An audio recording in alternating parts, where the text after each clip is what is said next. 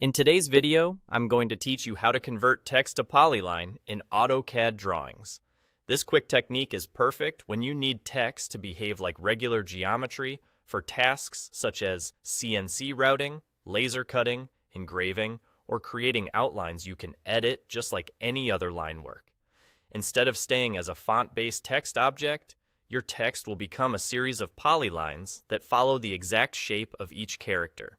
Start by selecting the text you want to convert.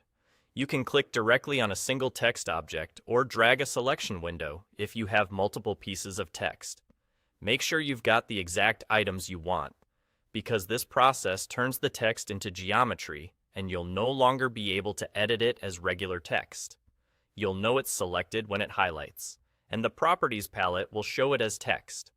With the text selected, type TXTEXP on your keyboard and press Enter.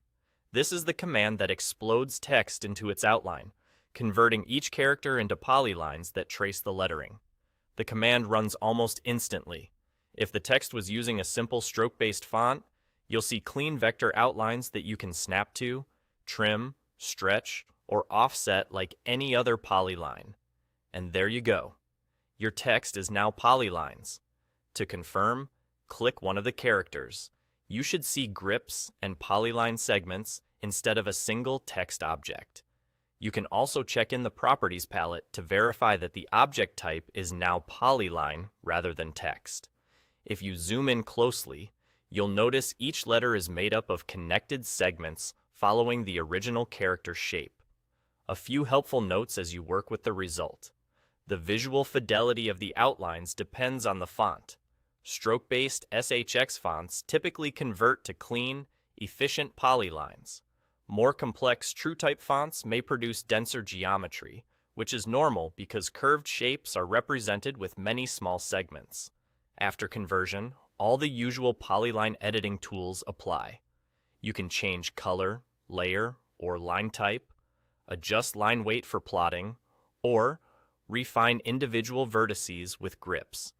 If you're preparing files for manufacturing, this approach ensures the text is read as pure geometry, avoiding font substitution issues.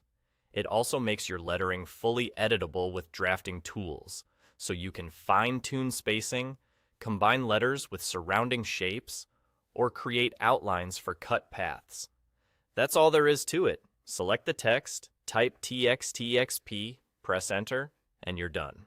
Thanks for watching, and happy drafting.